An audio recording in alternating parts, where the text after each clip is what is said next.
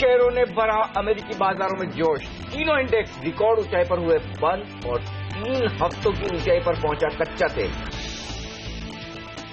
7.3 तीव्रता के भूकंप से दहला जापान। फुकुशिमा परमाणु प्लांट के करीब भूकंप का केंद्र। सुनामी की चेतावनी जारी। जापान का बाजार फिसला, हालांकि एसजीएक्स निफ्टी करीब 0.5% ऊपर।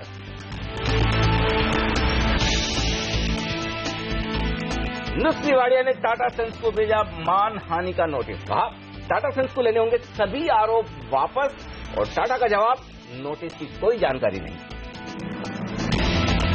आ जाएंगे एलएनटी के नतीजे। मुनाफा और मार्जिन्स पर दबाव की आशंका, हालांकि आय में बढ़ोतरी संभव। FY17 के गाइडेंस पर बाजार की नजर। संसद में विपक्ष का हल्ला बोल जारी। नोटबंदी पर प्रधानमंत्री के बयान पर अड़ा विपक्ष। स्थिति से निपटने के लिए बीजेपी संसदीय बोर्ड की बैठक आज। और कानपुर के पास हुए ट्रेन हादसे में अब तक 146 लोगों की मौत। 45 घंटे बाद बहाल हुआ कानपुर झांसी रेल मार्ग।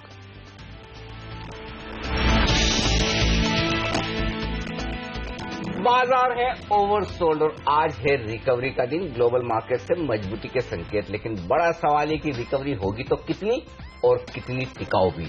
इसका लेंगे जवाब। नमस्कार, मार्केट काउंटडाउन में आप सबका स्वागत है।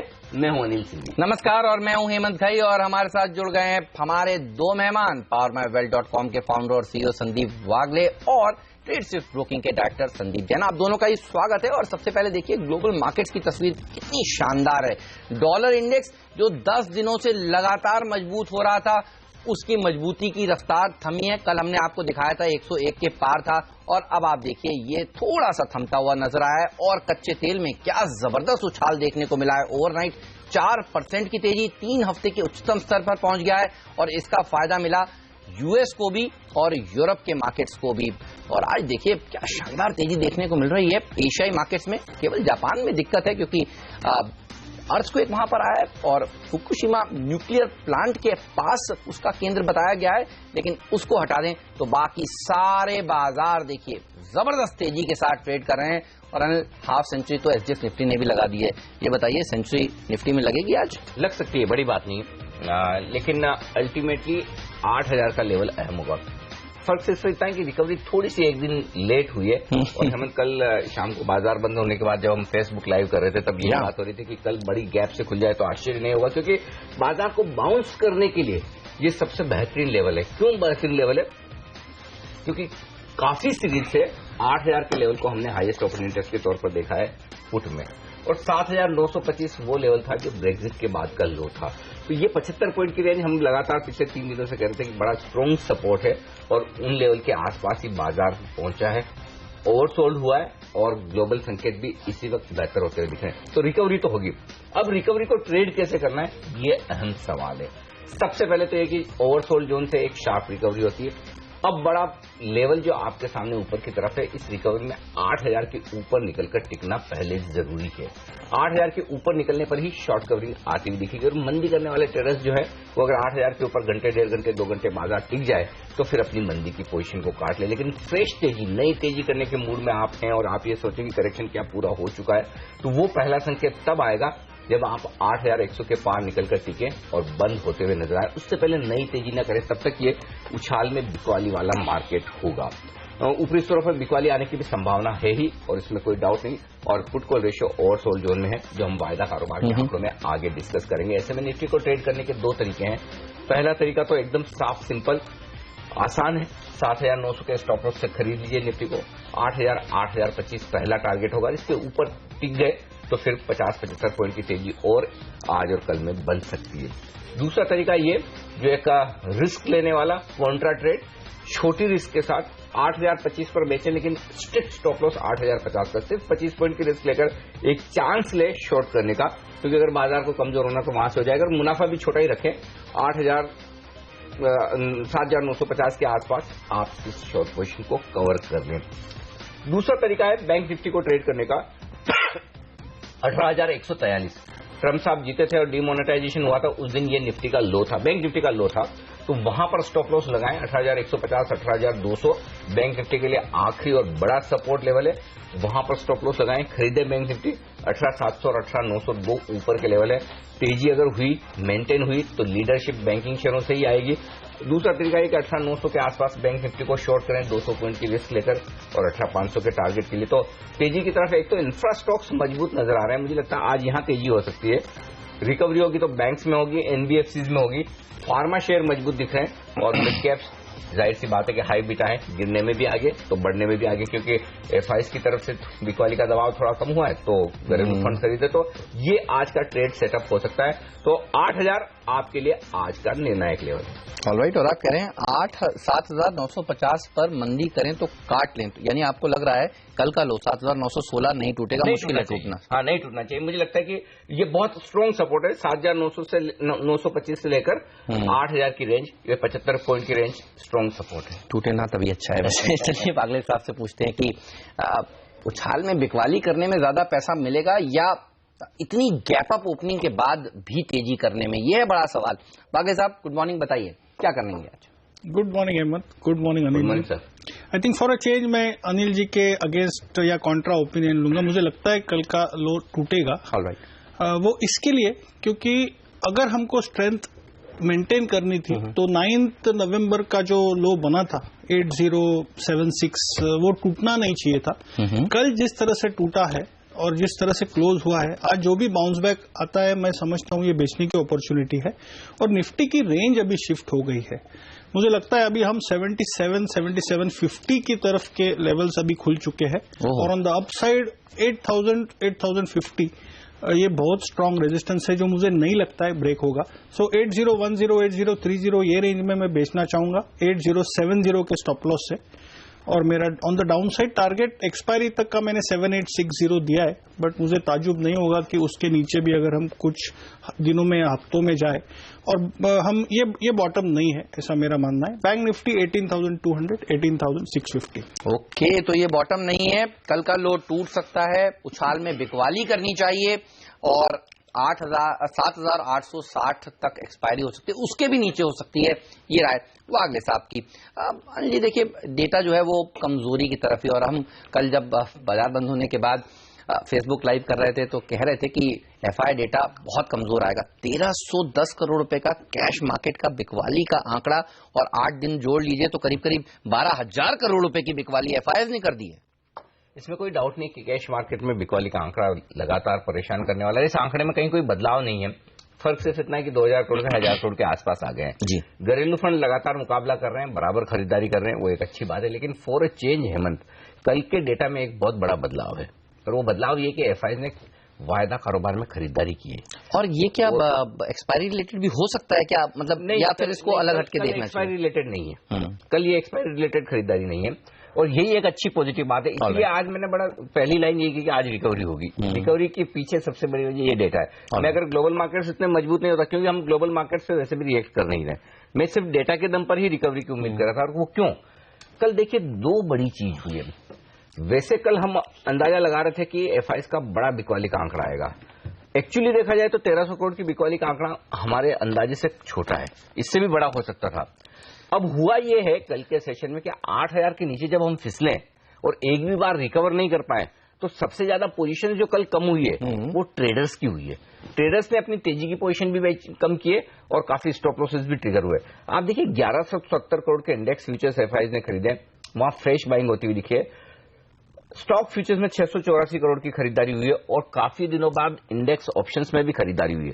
तो इंडेक्स ऑप्शन में जो शॉर्ट पोजीशन उनकी बनी थी वो कटी है। हाँ, ये जरूर है कुछ पुट ऑप्शन भी खरीदे, लेकिन एक संकेत अच्छा है कि जब एफआईज है ना इंडेक्स फ्यूचर्स खरीदे और सामने पुट ऑप्शन खरीदे तो बढ़िया बात है कि वो उतने मंदी के मूड में नहीं है। ठीक बात है, अगर ज्यादा मंदी का आपका मूड है आप सीधे इंडेक्स फ्यूचर्स बेच देंगे, लेकिन इंडेक्स फ्यूचर्स में खरीदारी कर रहे हैं, सामने हेजिंग के लिए थोड़े से पुट ऑप्शन खरीदे। तो इस लिहाज से मैं ये कहूंगा कि वायदा कारोबार के डेटा बेहतर है।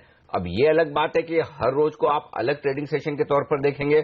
कल का ही मूड आज भी एफआईज का बरकरार रहेगा या नहीं, एफआईज का मूड कुछ भी हो, लेकिन इन डेटा को देखकर जो ट्रेडर शॉर्ट है उन्हें एक बार ये सोचना पड़ेगा कि क्या हमें इन लेवल्स पर शॉर्ट रहना है या अगर हमें नई मंदी की पोजीशन बनानी है तो कहां बनानी है। ये एक सवाल जरूर ये डेटा से खड़ा होता है। तो अब आपको करना क्या इन डेटा के दम पर? पहली बात, निचले स्तर पर शॉर्ट पोजीशन नहीं बनानी है। दूसरी बात, अहम लेवल के पार निकले जो कि एक बार 8,000 का है, 8,000 के ऊपर टिकता हुआ नजर आया बाजार, और आपने कल ही मंदी की पोजीशन ली है तो आपकी कमजोर शॉर्ट है, नीचे के लेवल की है, उसे काट ले। तीसरी बात, आपको शॉर्ट पोजीशन बनानी है, अपनी तेजी की पोजीशन से निकलना है तो थोड़े ऊपर के लेवल का इंतजार करें, क्योंकि एफआईएस की शॉर्ट कवरिंग शुरू हुई है और चूंकि एक्सपायरी सामने है और अगले 2 दिनों में अगर ग्लोबल मार्केट खराब नहीं होते हैं तो हो सकता है थोड़ी शॉर्ट कवरिंग और भी होती दिखे, जिसका आप जिक्र करें कि क्या है एक्सपायरी की शॉर्ट कवरिंग आनी बाकी है। जी हाँ बाकी है, तो थोड़ा और ऊपर जा सकते हैं, ये हो सकता है। तो डेटा थोड़ा है ना मंदी करने वालों को सावधानी की तरफ इशारा कर रहे हैं। बिल्कुल। तो जो कल का हाई है 8,102 के आसपास, उसके ऊपर निकलेंगे तो हो सकता है बुल्स को थोड़ा और भरोसा बने और बेयर्स को थोड़ी सी तकलीफ हो, लेकिन सेकंड हाफ देखना जरूरी होगा। जनरली जो है मार्केट सेकंड हाफ में बहुत डिसअपॉइंट कर देता है। लेकिन चलिए जानते हैं वागले साहब से उनके आज के ट्रेडिंग पिक्स क्या हैं। सर बताइए कहाँ नजर है? मेरे 3 सेल है हेमंत और 1 बाय है। मैं पहले एक सेल एक बाय कवर करता हूं। पहला तो मेरा सेल होगा भारत फोर्ज पे, जिसने थोड़े दिन पहले अच्छा पैटर्न बना था लेकिन वो निगेट हो गया, तो और थोड़ा डाउनसाइड मुझे दिखता है। इसको मैं 876 के स्टॉप लॉस से बेचूंगा for a target of 810। Buy side में मेरा बाय होगा टोरेंट पावर में, जिसमें कल स्ट्रेंथ मुझे दिखाई दे रही है पैटर्न और वॉल्यूम की प्राइस और वॉल्यूम ब्रेकआउट की लिहाज से, जो मैं 165 के स्टॉप लॉस से बाय करूंगा for a target of 174। Alright, कल यहाँ पर खबरें भी थी इनके सोलर प्रोजेक्ट्स को लेकर, और आप देखिए कल अच्छा प्रदर्शन ये स्टॉक दिखा भी रहा था। भारत फोर्ज एक सेल साइड का कैंडिडेट, अभी 2 और स्टॉक्स शॉर्ट साइड पर आने बाकी हैं, वो वागले साहब से हम जानेंगे। लेकिन संदीप जैन साहब भी माइकअप हो रहे हैं, उनसे हम पूछेंगे कि वो कैसे मार्केट को देख रहे हैं और कौन से स्टॉक्स पर वो बुलिश या बेरिश हैं। लेकिन ये बताइए एक्सपायरी कहाँ होगी? सबसे बड़ा सवाल यही है, क्या 8,000 के नीचे होगी? मैंने कल भी यही पूछा था। वैसे मुश्किल है, मतलब मैं नहीं मानता कि 8,000 के नीचे होनी चाहिए। मुझे लगता है कि थोड़ी रिकवरी आनी चाहिए और टिकना चाहिए हम ऊपर, लेकिन उसके लिए जरूरी एक ही बात है हेमंत, वो ये कि आज हम 8,000 के ऊपर क्लोज हों तब।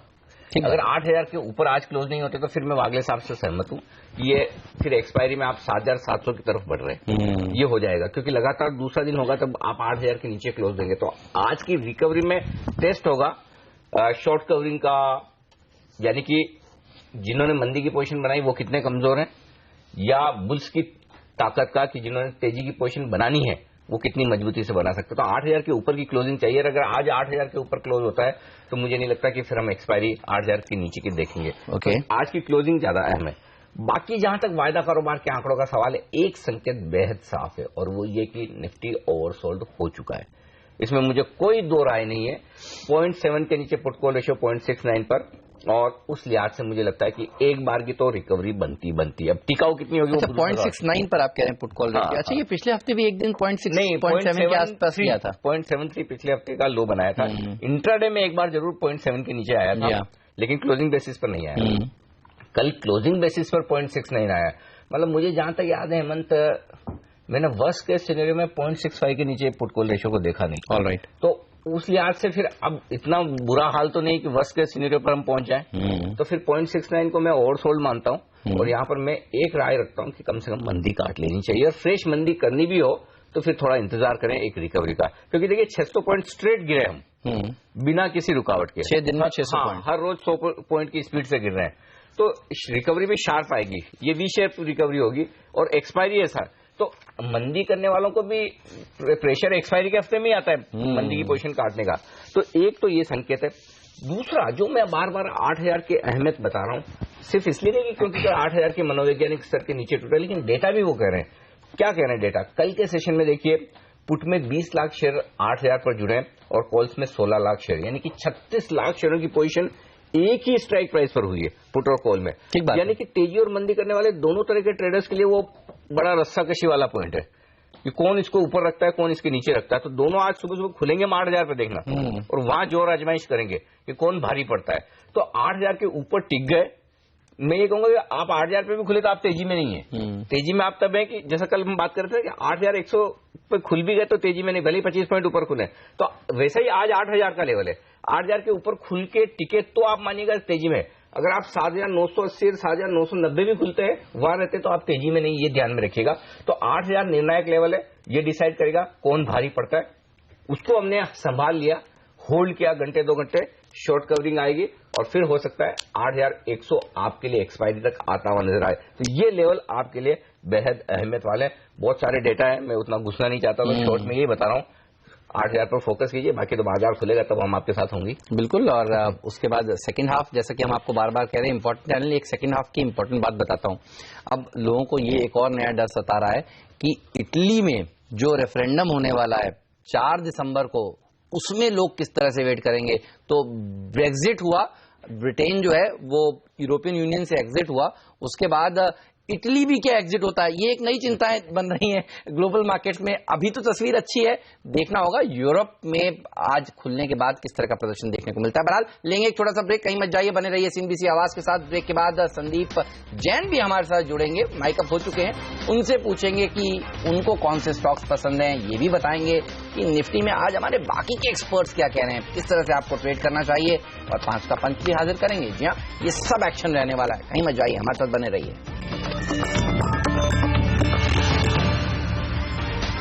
मार्केट काउंटडाउन में आप सभी का स्वागत है। आइए अब आपको बताते हैं कि हमारे 5 टेक्निकल एक्सपर्ट्स निफ्टी पर आज किस तरह से ट्रेड लेंगे, क्या कह रहे हैं वो, राय उनकी आपकी स्क्रीन पर। मानस जायसवाल कह रहे हैं बेचकर चलिए, 7,825 तक निकल सकता है निफ्टी, 8,000 के स्टॉप लॉस के साथ शॉर्ट करना चाहिए। तो माइनस करेंगे माइनस, लेकिन प्लस करेंगे। निशांत जैन कह रहे हैं कि खरीदिए निफ्टी 7,900 के स्टॉप लॉस के साथ और 7,990 इनका लक्ष्य। और विवेक देखते हैं प्लस करेंगे या माइनस, हमारे तीसरे एक्सपर्ट हैं और ये तो माइनस करने के मूड में ही है। देखिए कह रहे हैं कि 7,910 तक निकल सकता है निफ्टी, 8,050 का थोड़ा बड़ा स्टॉप लॉस रख रहे हैं। ओके, मानव चोपड़ा भी इनके साथ है, 7,980 स्टॉप, शॉर्ट 7,850 टारगेट। और मानस के साथ है स्वाति होतकर, वो भी कह रही हैं कि बिकवाली करना चाहिए, 7,850 तक निकल सकता है निफ्टी। और देखिए अनिल, 5 में से 4 एक्सपर्ट आज भी कह रहे हैं बेचना चाहिए, एक ही एक्सपर्ट है निशांत जैन जो कह रहे हैं तेजी करनी चाहिए। सपोर्ट रेंज निफ्टी की बता दूं, 5 एक्सपर्ट ने जो चार्ट देखकर बताया उसके मुताबिक 7,850 से 7,900 ये है 50 पॉइंट की रेंज सपोर्ट का काम करेगी। 8,000 से लेकर 8,050 के बीच में जाकर अटकेंगे, ये ऊपर 50 पॉइंट की रेंज हमारे 5 एक्सपर्ट्स की राय के मुताबिक।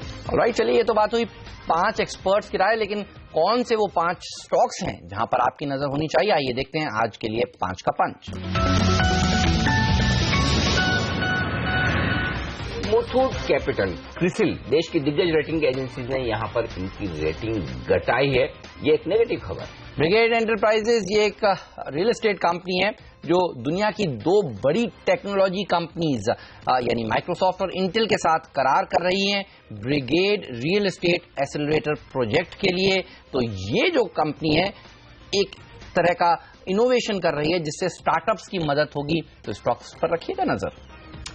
तांत्या कंस्ट्रक्शन, यहां पर प्रमोटर्स को 99 लाख शेयर जारी किए गए हैं 21 रुपए 26 पैसे पर। इसके अलावा आईटी कंपनियों पर नजर रखिए। देखिए जब डोनाल्ड ट्रंप जीते थे यूएस में इलेक्शन, तब हम आपसे कह रहे थे कि इसके बाद वो अपनी जो मेन टीम है उसका गठन किस तरह से करते हैं।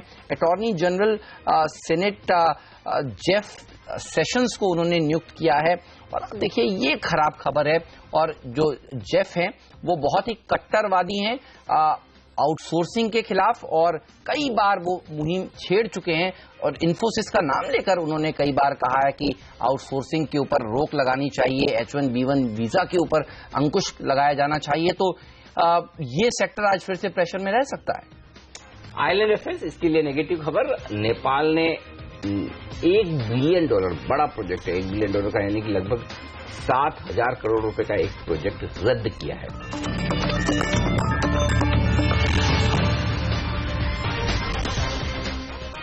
स्वागत है आप सबका मार्केट काउंटडाउन में। हमारे साथ 2 एक्सपर्ट है, 2 संदीप है एक्चुअली, एक तो है संदीप वागले साहब और दूसरे हैं संदीप जैन साहब, जयपुर से जुड़ चुके हैं हमारे साथ। गुड मॉर्निंग, बताइए खरीदारी का वक्त आ गया या अभी इंतजार करना है? इंतजार करना अनिल जी, कहीं ना कहीं कॉशियसली ही मार्केट में रहना चाहिए, और वेट एंड वॉच से भी ज्यादा अब कहीं ना कहीं ओवर कॉशियस हूं मैं मार्केट में।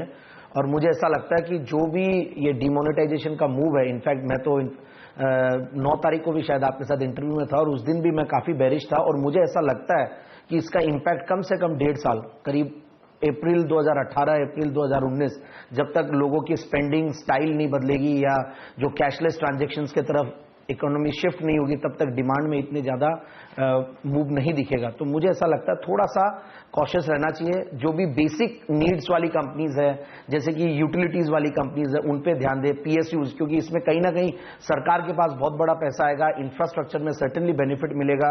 अब जीडीपी तो नीचे जाएगी, इन्फ्लेशन भी नीचे जाएगा, ये सारी चीजें हैं। तो कहीं ना कहीं कंजम्पशन स्टोरी, जो इंडिया की एक कंजम्पशन स्टोरी जो बहुत बड़ी चल रही थी, वहां पे बहुत बड़ा झटका लगा। तो मेरे हिसाब से पावर यूटिलिटीज जैसे एनटीपीसी है, ऑयल एंड गैस है, इन टाइप की कंपनीज पे ध्यान दिया जाए तो ज्यादा बेहतर होगा। संदीप जी से सावधानी का शब्द थोड़ा मुझे आश्चर्य हो रहा है, क्योंकि संदीप जी तो मौका ढूंढते हैं ऐसे मार्केट में खरीदारी करने का। एक्चुअली हेमंत, मेरे को ये लग रहा है कि आज वागले साहब भी थोड़े कोशियस हैं, जैन साहब भी कोशियस हैं। निफ्टी पे 4 एक्सपर्ट की राय थोड़ी मंदी की तरफ आ गई है और एसजीएक्स ऊपर दिख रहा है, तो होगा क्या? उछाल में बिकवा ली। चलिए, क्योंकि कल अनफॉर्चुनेटली ज्यादातर हम एक्सपर्ट्स की राय तेजी की तरफ आ रही थी, लेकिन 8000, जिससे हालांकि सबने 8000 का स्टॉप लॉस दिया था, वो ऐसा नहीं कि लेवल कोई भी सेफ नहीं होता ऊपर या नीचे की तरफ। तो ट्रेडिंग के लिए एक ही सबसे बड़ा गुरु मंत्र यही है, स्टॉप लॉस जरूर रखें, तेजी करें या मंदी। और अगर आप पोर्टफोलियो बनाना चाहते हैं तो फिर संदीप जैन साहब की राय जो है, खरीदें अच्छे सरकारी कंपनियों के शेयर, बाकी और कहीं खरीदारी नहीं करनी। तो पीएसयू स्टॉक्स, सरकारी कंपनियां खरीदनी है। चलिए लेंगे एक छोटा सा ब्रेक, कहीं मत जाइए, बने रहिए सीएनबीसी आवाज के साथ। ब्रेक के बाद बात करेंगे ऑयल एंड गैस सेक्टर की। जी हां, ओवरनाइट आप देखिए कच्चे तेल में 4% का इजाफा देखने को मिला है। 3 हफ्ते के उच्चतम स्तर पर आ गया है कच्चा तेल। ओपेक की बैठक में प्रोडक्शन कट को सहमति मिल सकती है, इन एक्सपेक्टेशंस के चलते हो रही है तेजी। तो क्या ओएनजीसी, ऑयल इंडिया में तेजी करनी चाहिए? केन इंडिया चार्ट्स पर कैसे लगते हैं, इस सब पर पूछेंगे वागले साहब से ब्रेक के बाद।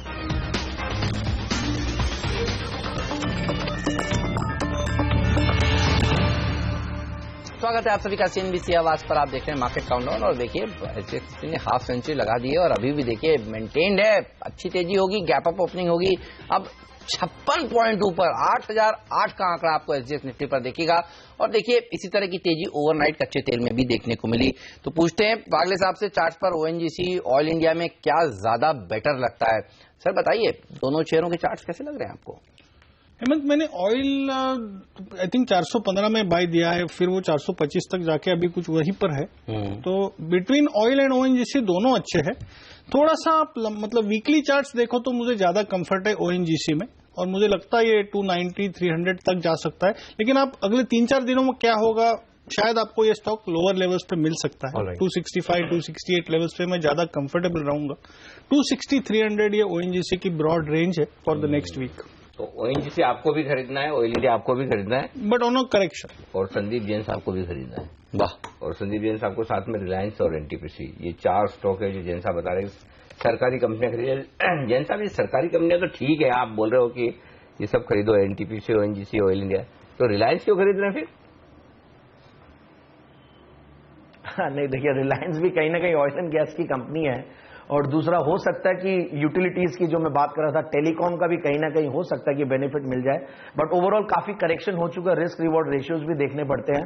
980 पे थोड़ा सा सपोर्ट लगता है कि ले लेगा, तो उसी हिसाब से दिया मैंने। बाकी मैं वैसे बुलिश नहीं हूं, जो कि रिजल्ट्स भी बहुत अच्छे आए थे।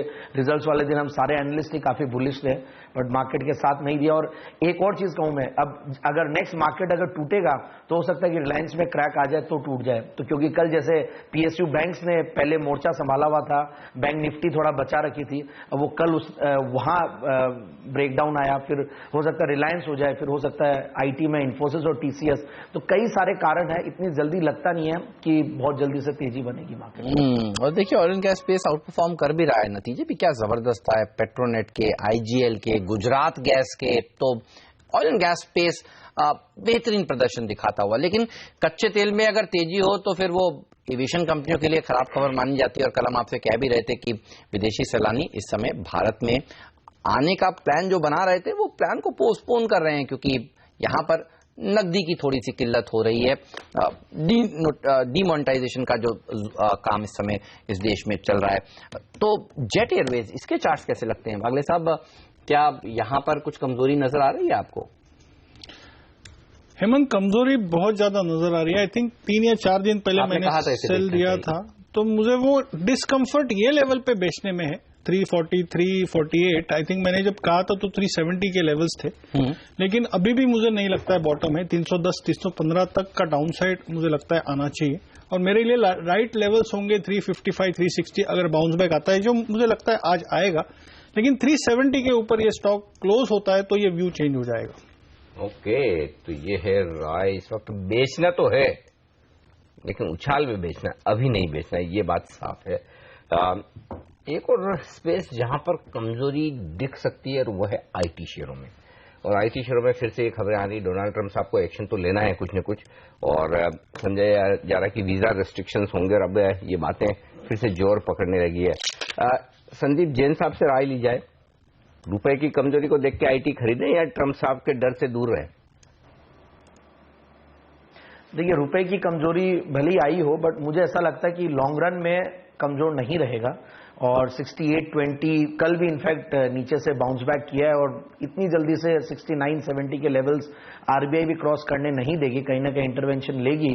और जो ये मूव है डिमोनेटाइजेशन वाला, तो कहीं ना कहीं वहां तो हो सकता है कि एक रुपये में स्ट्रेंथ ही दिखेगी, क्योंकि जिस तरीके से इन्फ्लेशन भी डाउन होगा, और ये तो क्या डॉलर इंडेक्स की वजह से सर्टेनली सारा फर्क पड़ गया, सारी इकोनॉमिक्स, सारी समीकरण ही पूरे मार्केट्स की बदल चुकी है, क्योंकि डॉलर इंडेक्स तेज था, और डॉलर इंडेक्स भी कहीं ना कहीं अब एक करेक्शन दिया ऊपर के लेवल से, और उसकी वजह से आईटी में इनफैक्ट अभी भी अट्रैक्शन आया नहीं है, क्योंकि डोनाल्ड ट्रंप का, क्योंकि डिमोनेटाइजेशन और डॉलर इंडेक्स और इन सब पे इतना ज्यादा ध्यान था कि अभी तक तो ट्रंप के जो ट्रंप कार्ड्स है वो अभी तक खुले नहीं, और जो वो आउटसोर्सिंग के ऊपर पहले से ही काफी एग्रेसिव थे कि नहीं होने देंगे, तो हो सकता है कि उसका इंपैक्ट पड़े।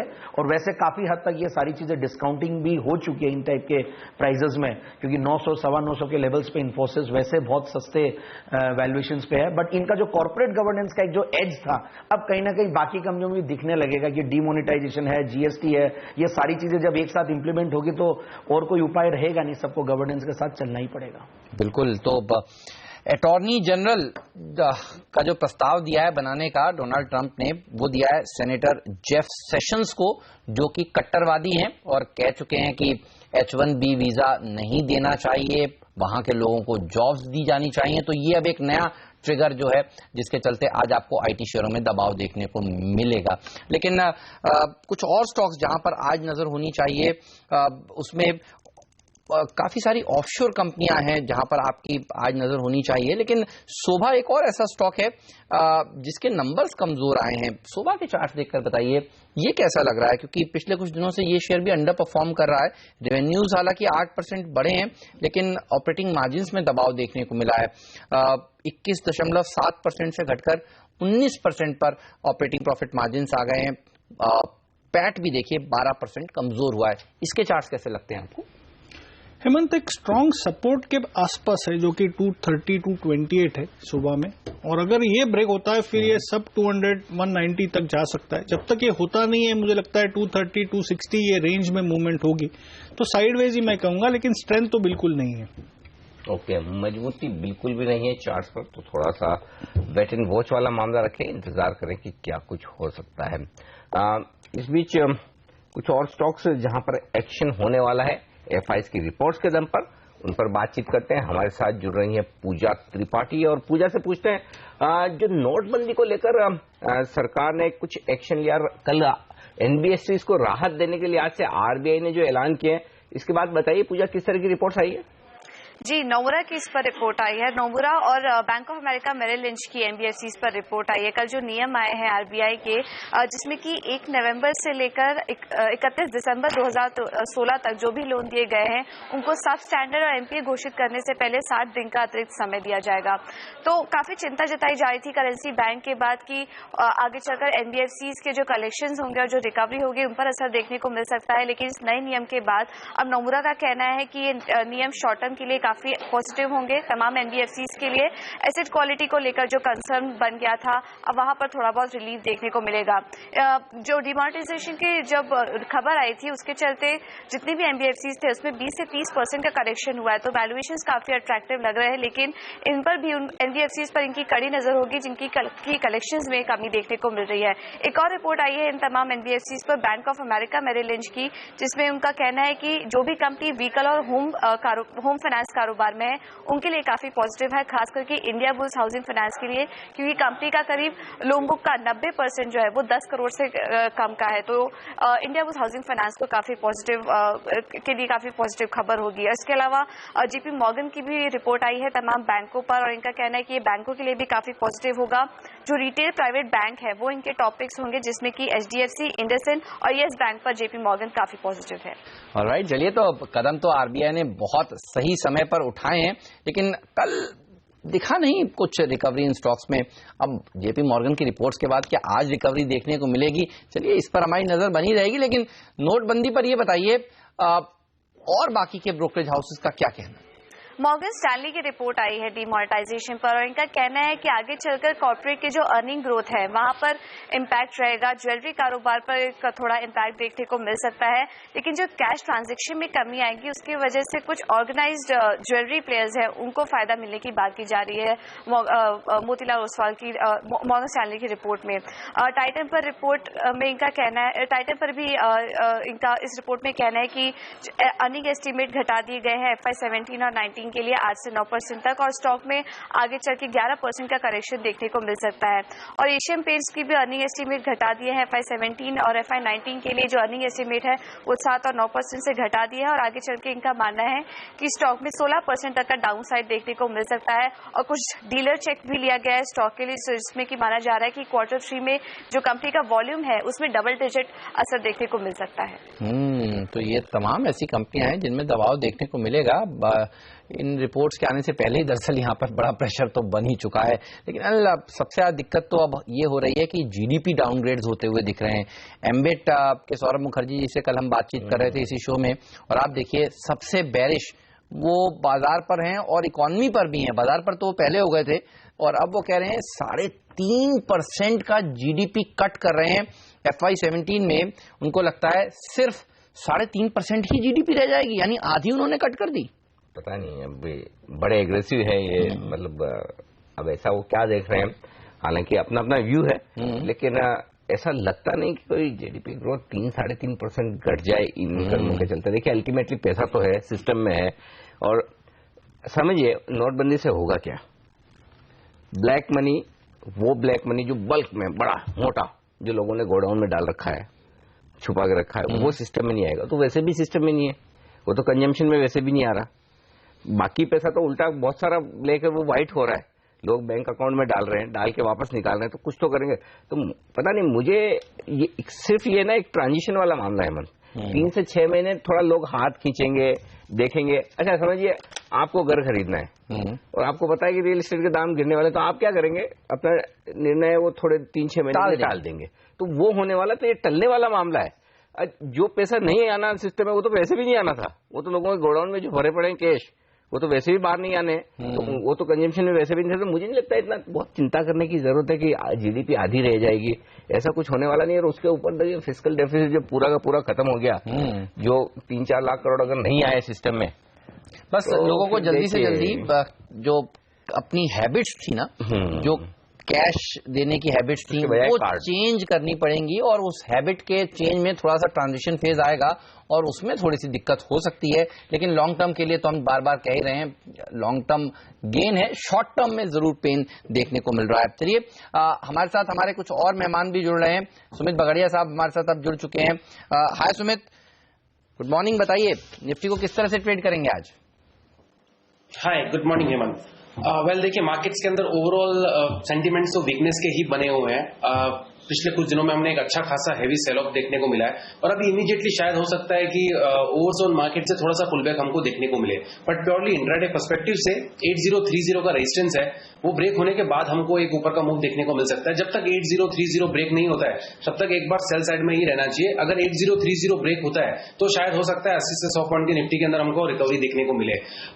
SGX निफ्टी अभी ऊपर दिखा रहा है, तो हो सकता है शायद हमको 8000 या 7990 के आसपास निफ्टी ओपनिंग में देखने को मिले। बट मुझे ऐसा लगता है कि 8030 के एसएल से निफ्टी में एक बार सेल करके काम करना चाहिए, और नीचे में इमीडिएटली कल के जो 792030 के लेवल्स टूटते हैं, तो फिर हमको 7880 और 7850 के लेवल्स भी देखने को मिल सकते हैं।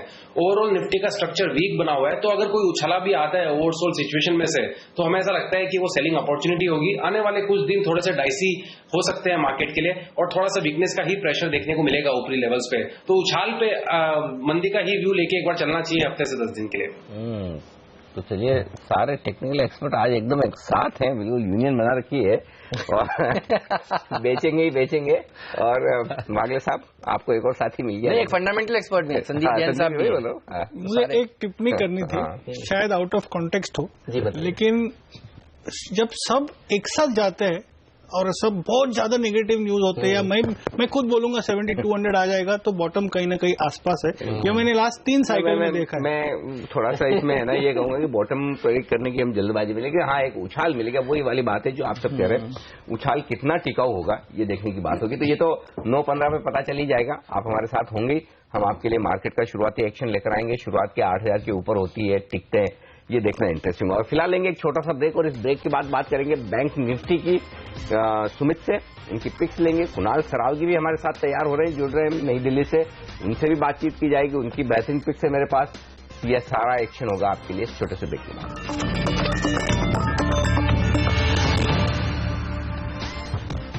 स्वागत है आप सभी का CNBC आवाज पर। संदीप वागले, संदीप जैन तो हमारे साथ थे ही। सुमित बगड़िया जी से अभी हमने ब्रेक से पहले पूछा उनका व्यू क्या है। वो कह रहे हैं कि मंदी में रहना चाहिए, उछाल में बिकवाली करनी चाहिए। कुणाल सरावगी भी हमारे साथ जुड़ चुके हैं। कुणाल, आपको भी लगता है क्या सेल ऑन रैलीज की रणनीति पैसा बना कर देगी? बिल्कुल हेमंत, देखिए जिस तरह मार्केट ने कल एक बहुत अहम सपोर्ट 8000 को तोड़ दिया, मुझे लगता है कि अब आपको और गिरावट देखने को मिलेगी। लेकिन देखिए 7 दिन तक, 7 सेशंस तक लगातार निफ्टी नीचे आ चुका है, तो एक पुल बैक मुझे लगता है कि डेफिनेटली आज शुरुआती ट्रेड में देखने को मिल सकता है। उस पुल बैक में मेरी राय बिकवाली की रहेगी। मुझे लगता है कि 80-50 लक्ष्मण रेखा है निफ्टी के लिए, और अगर 80-50 के नीचे ही निफ्टी ट्रेड करता है तो मुझे लगता है बिकवाली करके चलना चाहिए। 80-50 के आसपास रखें स्टॉप लॉस। मुझे उम्मीद है कि 7750 तक आपको निफ्टी फिसलता हुआ दिखाई दे। ओके, 8050 के स्टॉप से बेचना है, ये राय कुणाल की भी। तो सब लोग एक साथ हैं। अब पूछते हैं बैंक निफ्टी पर। बताएं सुमित, कहां बेचना है? कल अनिल जी बैंक निफ्टी में भी एक अच्छा खासा दबाव देखने को मिला है, और सभी स्टॉक्स में भी हमने एक दबाव देखा है। इमीडिएटली बैंक निफ्टी एक 200 डीएमए के सपोर्ट के पास तो आ चुका है, बट ठीक है, फिर भी वीकनेस लग रही है। ऐसा लगता है कि इस बार ये 200 डीएमए भी ब्रेक करेगा, और शायद निफ्टी में हमको 18100, 18000 के लेवल्स हमको देखने को मिलेंगे। ओपनिंग के अंदर 18600, 650 के आसपास इसके अंदर सेल बनाया जा सकता है बैंक निफ्टी के अंदर। ऊपर में स्टॉप लॉस रखना होगा इंट्राडे के हिसाब से 18800 का, और नीचे में टारगेट 18100 और 18000 के लेवल्स देखने को मिल सकते हैं। अगर मार्केट में वीकनेस गहराई तो शायद ये 18000 के लेवल्स भी तोड़ेगा आने वाले कुछ दिनों में, बट इमीडिएटली 18000 के टारगेट के लिए काम किया जा सकता है। ऑलराइट, चलिए, तो ये रहा है बैंक निफ्टी पर। लेकिन डीमोनेटाइजेशन के दरअसल फायदे भी बहुत सारे हैं। देखिए, नुकसान तो हमने काफी सारे गिना दिए, जैसे बैंक्स में पूंजी आ रही है तो एक तरह से रिकैपिटलाइज हो रहा है, टैक्स का जो है वो बेस बढ़ रहा है, और रेट कट होंगे। तो ये हैं 3 फायदे। तो कौन से सेक्टर्स को होगा फायदा, वो भी जानेंगे। संदीप जैन साहब हमारे फंडामेंटल एक्सपर्ट भी हमारे साथ हैं, और संदीप वागले साहब, सुमित बगड़िया जी, कुणाल सरावगी जी, सभी मेहमान हमारे साथ बने हुए हैं। उनके पिक्स भी जानेंगे ब्रेक के बाद।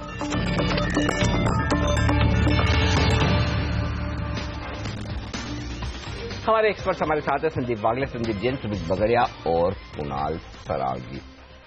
बाजार तो खराब है, 8000 का लेवल भी तोड़ा है, खराब भी दिख रहे हैं। 6 दिन में 7%, 600 पॉइंट निफ्टी टूटा है। अब कुछ तो ऐसा होगा इस मार्केट में जो खरीदा जाए। क्वालिटी शेयर सस्ते मिल रहे हैं, औने पौने दामों पर मिल रहे हैं, या फिर कुछ तो सेफ्टी वाले शेयर होंगे जो बाजार यहां से थोड़ा और गिर भी जाए, जैसा कि काफी लोग अनुमान लगा रहे हैं, तब भी उतने बुरे नहीं, एंट्री तो कर ही दें। तो जैन साहब, ऐसे 1-2 शेयर बताएं या एंट्री कर दी जाए? देखिए, 2-3 दिनों से काफी कॉल्स आ रहे हैं ऐसे, और जो अल्ट्रा HNI इन्वेस्टर्स होते हैं, जो कि फंडेड होते हैं, और जो ऐसे मौके देखते हैं पैनिक के टाइम पे एंट्री लेने के, तो हालांकि उनको एक बार तो रोका गया, बट फिर भी 10-20% of the total amount investable उस पर डालें, तो कहीं ना कहीं SJVN एक स्टॉक दिखा था जो अच्छा लगता है। डाउनसाइड रिस्क है नहीं, मैंने पहले भी इनफैक्ट एज अ पिक दिया हुआ है प्री डिमोनेटाइजेशन एरा में, और अब डिमोनेटाइजेशन के बाद भी मुझे ऐसा लगता है कि इस पर कोई इंपैक्ट पड़ना नहीं है।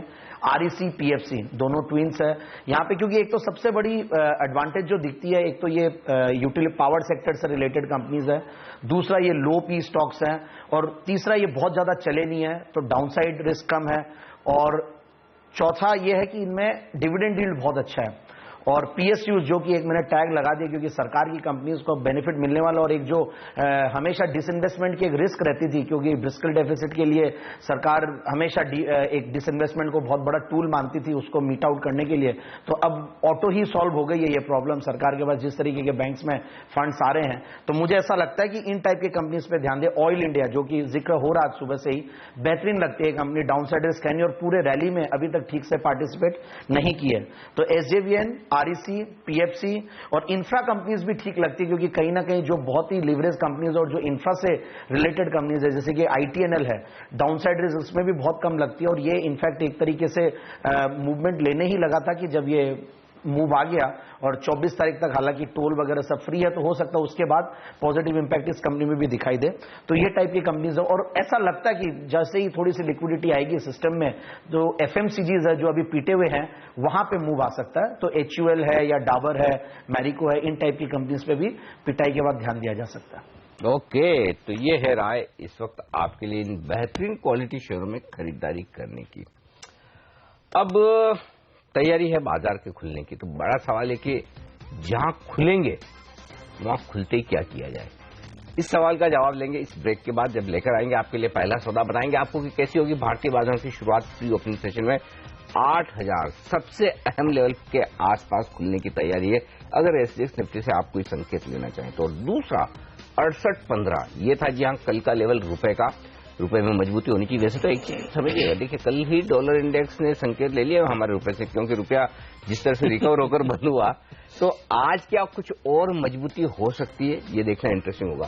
स्टॉक 2020 मैच आपने मिस कर दिया है, घबराए नहीं। 20 बेहतरीन ट्रेडिंग आइडियाज आज के आपके लिए आने वाले हैं, और 9:15 के बाद खुलते ही एक्शन क्या हो, कहां खुले और खुलने के बाद कौन सा ट्रेड होगा निफ्टी में, बैंक निफ्टी में। लेकिन इसके अलावा स्टॉक्स कौन से शॉर्ट कवरिंग दिखाने वाले हैं, कौन से फ्रेश खरीदारी दिखाने वाले हैं, कहां बड़े ट्रेड्स हो रहे हैं, कहां बड़े मूव आ रहे हैं, इन सब पर हमारे एक्सपर्ट्स देंगे आपको तुरंत real time on time basis पर राय। इस ब्रेक के बाद पहला सौदा।